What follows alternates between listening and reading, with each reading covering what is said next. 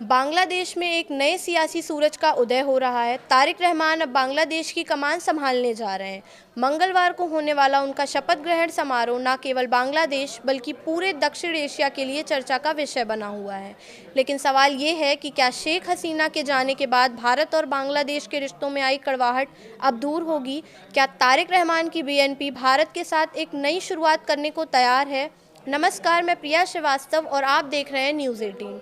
ढाका में सियासी हलचल तेज है। 17 साल के निर्वासन के बाद लौटे तारिक रहमान अब प्रधानमंत्री पद की शपथ लेने जा रहे हैं। ये बदलाव ऐसे समय पे हो रहा है जब शेख हसीना की सरकार गिरने के बाद भारत बांग्लादेश संबंधों में तनाव साफ दिखा।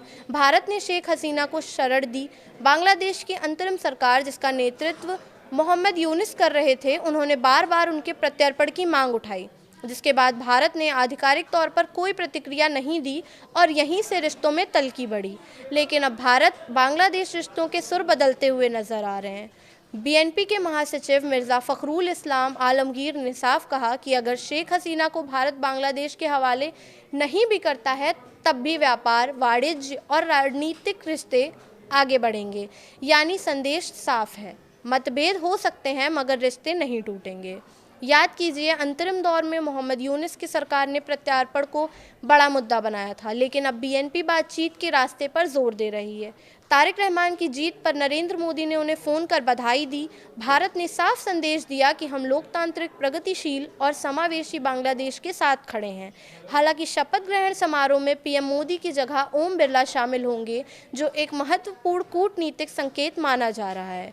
आलमगीर ने यह भी कहा कि अगले साल से पहले गंगा जल संधि के नवीनीकरण के तहत फरक्का के पानी का मुद्दा उठेगा। फिर सीमा पर होने वाली हत्याओं का मुद्दा है और हमें इन सब पर बातचीत करनी होगी। हम भारत से युद्ध नहीं कर सकते, हमें बातचीत करनी होगी।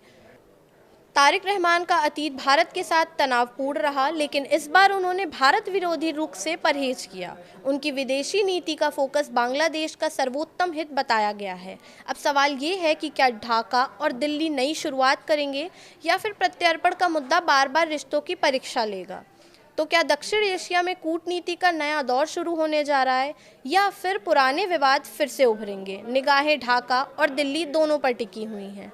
फिलहाल इस वीडियो में इतना ही। ऐसे ही और वीडियोस के लिए देखते रहिए न्यूज़ 18।